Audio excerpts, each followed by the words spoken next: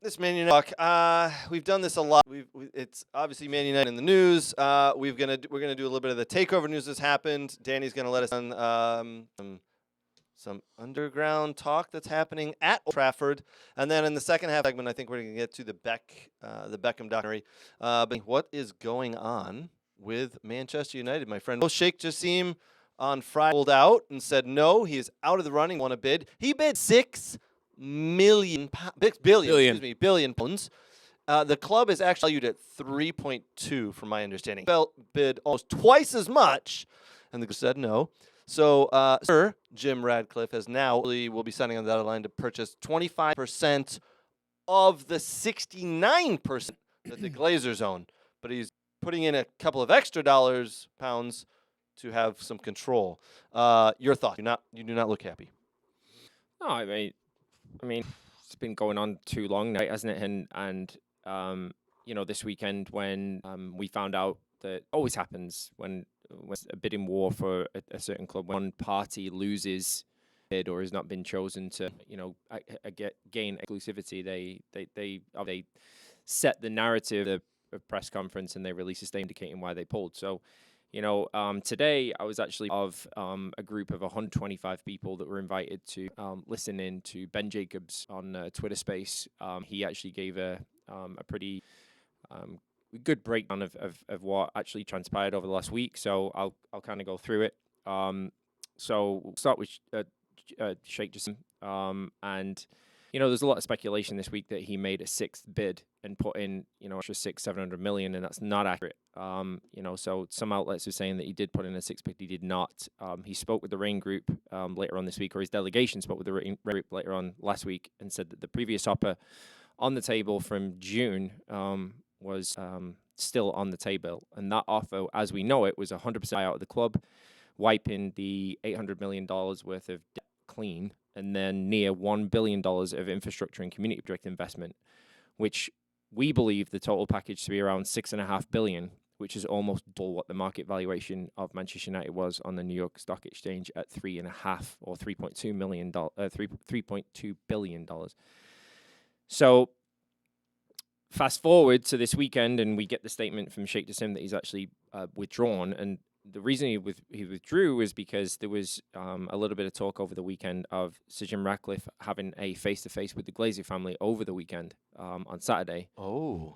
And it was over the last several months, the first bid that went in from Ratcliffe, I think, was for like 69% of the club. Mm-hmm. Then it was 50%, and now it's 25%. So he's adjusted his offer to keep the Glazers around. And as of right now, nothing's been agreed. Nothing's been signed, set in stone. But the offer is, Sir Jim is going to purchase 25% of Manchester United to the amount of around $1.8 billion, mm-hmm. which is believed to be viewed as a staggered, tiered full buyout, which puts his evaluation of Man United around $7.5 billion, which seems more lucrative for the Glazer family. That's what we understand. This offer will now be put forward to the Manchester United board on Thursday for a vote, for voting approval. And however, and this is important to understand for viewers out there at this moment in time, that this speculation, this is only agreed in principle. This is not a total agreement. And it's believed that Ratcliffe, 25% is contingent upon two things. Number one, he takes full sporting control of Manchester United with that 25%. And that the tiered buyout to full control is put in place within a certain time frame to full ownership. Okay. So from that, today, the Man United Supporters Trust, which I'm a member of, it would be widely put out a statement today saying it would be wildly optimistic to think that the Glazers are acting in the interest of supporters or making ownership decisions which don't center on their own priorities. However, what supporters should expect, at the very least now, is some clarity and an end to this process. So question one, happy or not happy? Were you listening? I would like to... I want his thought. Like, is this a good thing? Because nobody wanted... I would like to understand... I was talking to my dad earlier, and about it because my dad called me and it's like, how are you going to approach this on the show tonight? And I was like, I haven't got a fucking clue. So just bear with me. So, and my dad's not happy about it, or not necessarily happy about it because we both wanted Sheikh Jassim. And I think the reason why we wanted oil investment or Saudi Arabia investment was to wipe the debt clean, because wiping the debt clean has so much more ramifications on financial fair play for us to be able to compete in the transfer market with a larger pool of money. Sure. Right. So when you peel back the layers and all that sort of stuff, Sir Jim's a local boy, Manchester born, grown, built his empire, and he's taking 25% of the club. I like the Manchester United Supporters Trust statement that I just read. Clarity for Manchester United supporters is so important at this moment in time. It really is. And I think what I'm going to do is I'm going to reserve judgment until I find that clarity of what they're actually going to do and what that 25% is going to get us, and whether that's going to give him sporting control. And if it is a tiered level ownership, meaning I'm going to put in 25% now at 1.8 billion, and then a year from now, I'm going to buy another 25%. And then 2 years from now, I'm going to buy 75% with the view to the next 4 to 5 years taking full ownership of the club. Then I can, if that's the valuation that they want, I don't agree with it because it's almost double the value of the club. Yep. But if the long-term goal for me is to get them parasites out of the club. That is the long-term goal. Essentially, the way I'm hearing it is anything is better than what we currently have. I just want them out. And I've played this game before, and you get the next guy in, and you go, oh boy, can we get the old one back? He was bad, but not as bad as this. Now, a lot of people don't know that Sir Jim Ratcliffe, a lot of people disagree with his knighthood, by the way. He owns Nice. Mm-hmm. He owns another club. He was in the process of, he made a bid for Chelsea when they were up for sale, and he bid for someone else. I forget who. But he is a businessman. That's what I think it comes down to. He's a businessman. It's good and bad. So what I'm hearing, and I've seen a few things today, is that liquidation of asset. So Nice, Mercedes from the Formula One that he's got the racing team and all that sort of stuff. Hearing that liquidation of sporting assets to focus on one is where that extended money is going to come from for further investment and further purchase down the line. So the only thing that's given me hope, right? The only thing that's given me hope is the fact that he was born a stone's throw away from Old Trafford. He's a Manchester United fan at heart. He wanted to own Nice. Obviously, he's in. Not a lot of people know this, but Sir Jim Ratcliffe is a tax exile, meaning that he's moved his businesses, moved his office to France or something like that, and there's some sort of tax exemption where he doesn't pay taxes. I did not know that. All of them That's do interesting. So he's tax exile, right? Yeah. Meaning, so the only thing that's given me hope is the fact that he's a Man United fan, born stone's throw away from the ground, and he loves the club. And I'm just hoping that this is a view to a long-term ownership or the goal to get them out. Sure. And then we'll go from there. I find it interesting that Brooks has a question or a comment on this. So a comment from Dan Wolka. So Dan says that this buyout sounds really similar to what Kroenke did with Arsenal.